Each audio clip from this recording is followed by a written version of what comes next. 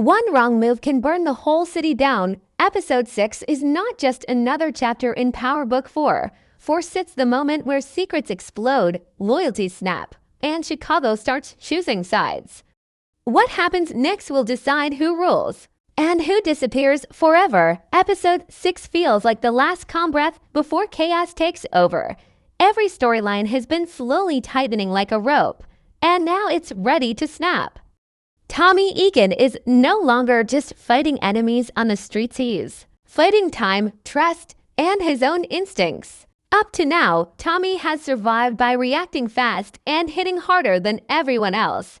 But this episode pushes him into a corner where reactions are no longer enough. He has to plan, control, and decide who lives in his circle and who gets cut loose. The tension in Chicago is heavy because everyone knows something big is coming. Crews are nervous, deals feel unstable, and even small conversations carry hidden threats. This is the kind of episode where silence is dangerous and words can get you killed. Tommy understands this better than anyone.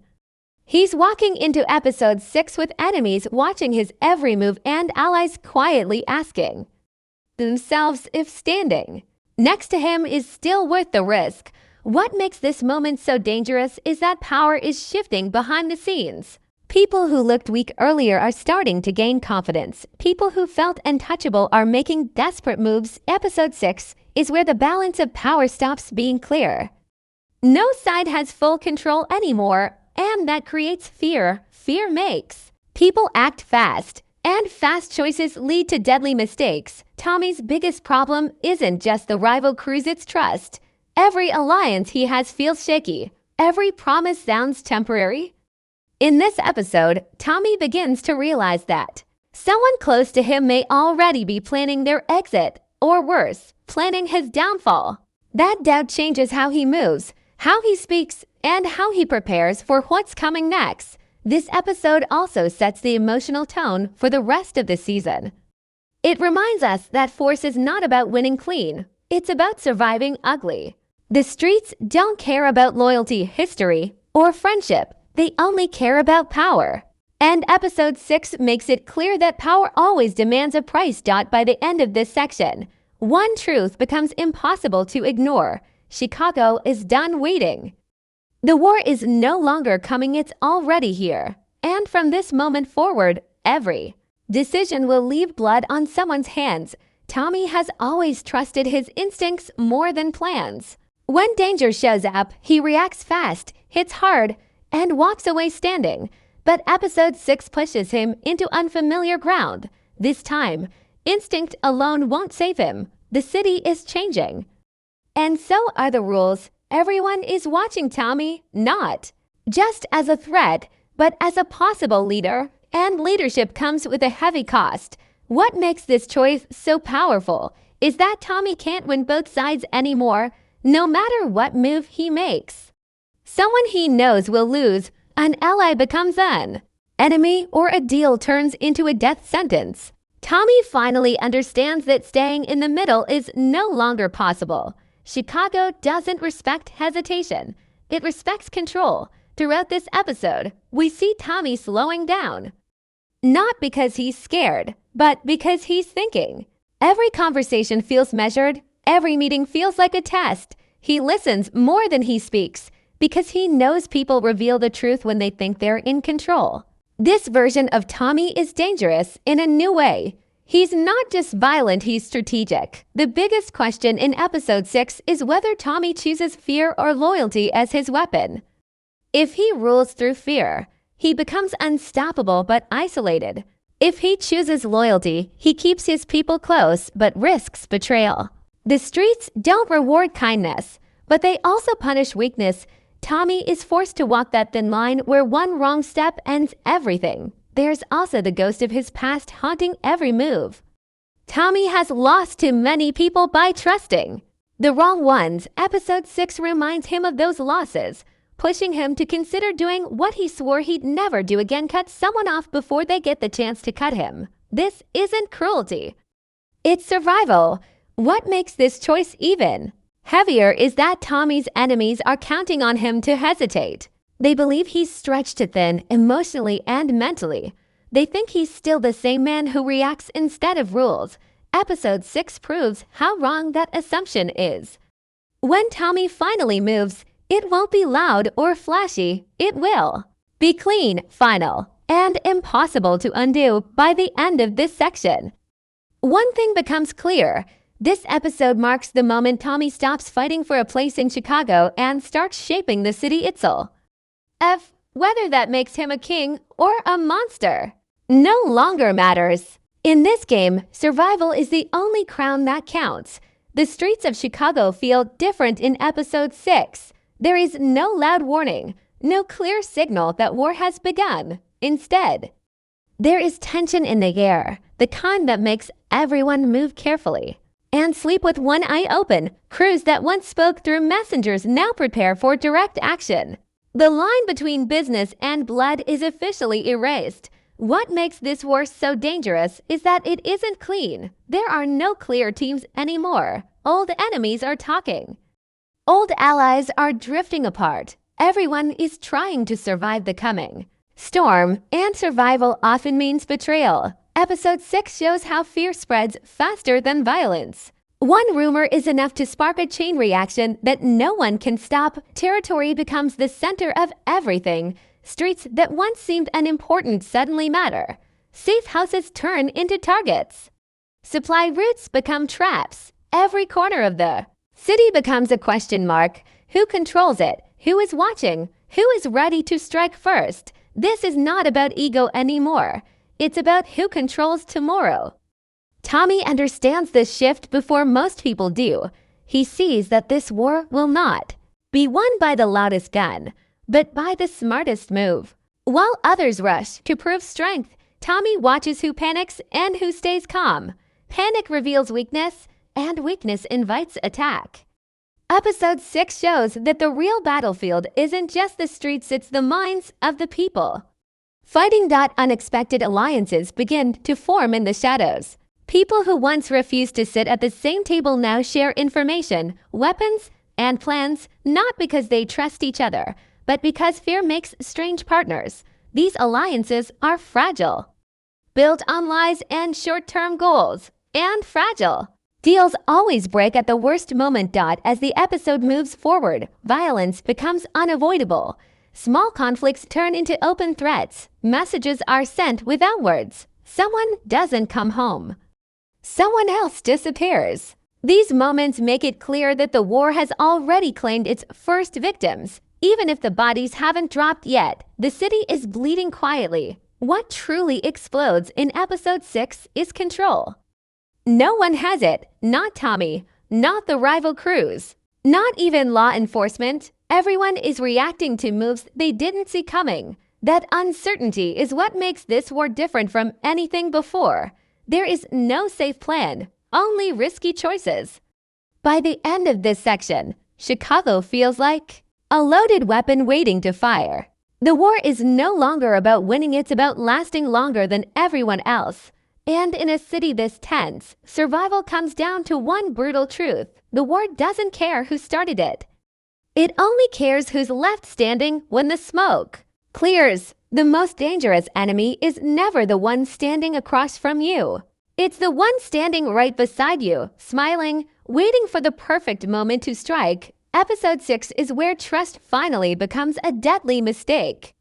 Every empire falls the same way from the inside out. Episode 6 makes it clear that bullets aren't the biggest threat anymore. Secrets are, whispers are, and someone close to Tommy is carrying information that could destroy everything he's built. The streets may be loud, but betrayal moves in silence. This episode leans heavily into doubt. Conversations feel layered, almost rehearsed. People say the right words, but avoid eye contact. Promises are made too easily. These small details matter because in force, betrayal never comes with a warning. It comes dressed as loyalty, and that makes it impossible to see until it's too late. What makes this betrayal so powerful is that it isn't driven by hate. It's driven by fear and ambition. Someone inside Tommy's circle believes the city is about to collapse, and they don't want to be buried under it, instead of standing their ground. They start planning an exit one that protects them and sacrifices someone else. That someone else just happens to be Tommy. Episode 6 shows how betrayal doesn't happen in one big moment. It happens in pieces. A missed call, a delayed message, a meeting that never happens. Each small choice creates distance, and that distance turns into danger. By the time the betrayal is complete, the damage is already done.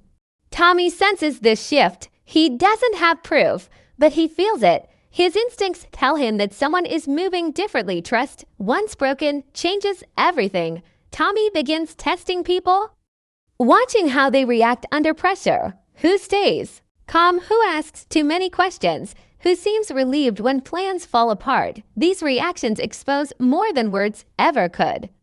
What makes this moment heartbreaking is that this betrayal comes from someone who once mattered. This isn't a random crew member or a side player. This is someone who shared risk, blood, and survival. That history makes the betrayal feel personal, and personal betrayals demand personal consequences. As episode 6 pushes forward, the betrayal starts to take shape. Information leaks, plans fail, enemies seem one step ahead. None of it looks obvious on the surface, but together it paints a clear picture. Someone is feeding the fire from the inside. By the end of this section, one truth becomes unavoidable: loyalty in Chicago is temporary. When pressure rises, people choose themselves, and once that choice is made, there is no going back. Episode 6 doesn't just reveal a betrayal, it proves that trust is the most expensive mistake anyone can make in this war. Death doesn't always arrive with noise. Sometimes it comes quietly, leaving behind a space that can never be filled. Episode 6 is where one loss changes everything and nothing feels the same after it. Episode 6 carries a heavy sense of warning. From the very beginning, it feels like someone's time is running out. The show slows down around certain characters, giving them longer looks, deeper conversations, and moments that feel almost final in force. These moments are never accidental. They are signs, and this episode is full of them.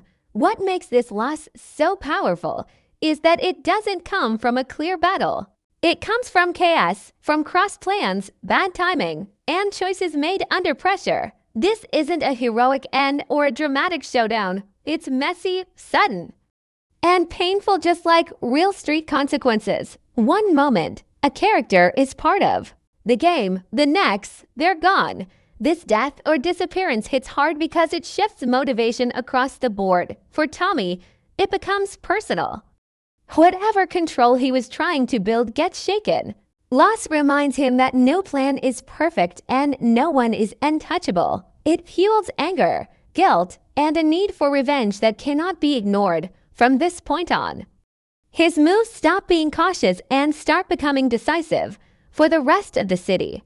This loss sends a clear message: no one is safe, rank doesn't matter, loyalty doesn't protect you, being smart doesn't guarantee survival. Fear spreads fast when someone important falls, and fear makes people act without thinking.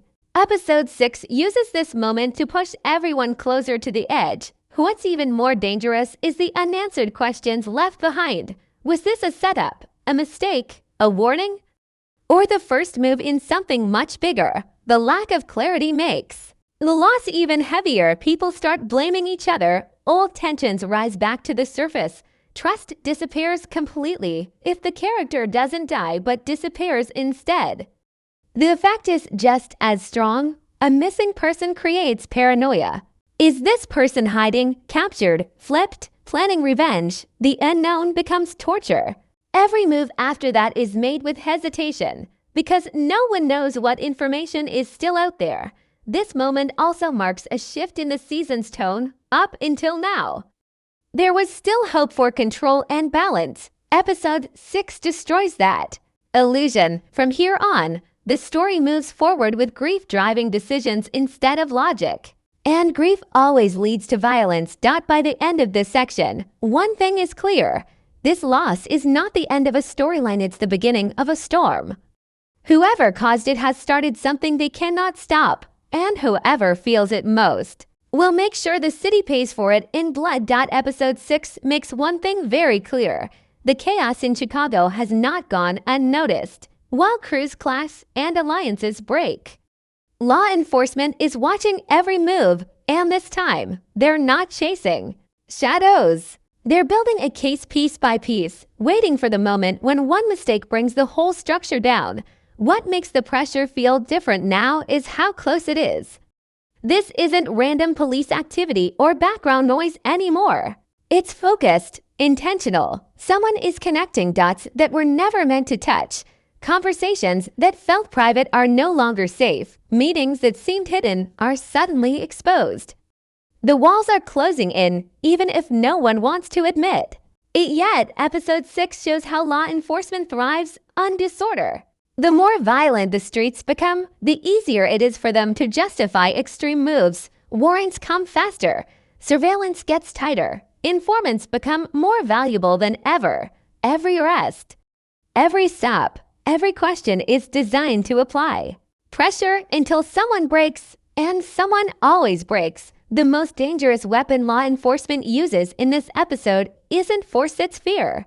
The fear of long sentences, the fear of being abandoned, the fear of realizing that loyalty on the streets won't matter in a courtroom. That fear pushes people to talk, to cooperate, or to quietly protect themselves while selling out others. Tommy feels this shift even without seeing it directly. He senses that moves are being tracked and patterns are being studied. He knows from experience that law enforcement doesn't strike without reason. If they're patient now, it means they're confident, and confidence usually means they already have enough to cause serious damage. What raises the stakes even more is the possibility of someone working from the inside.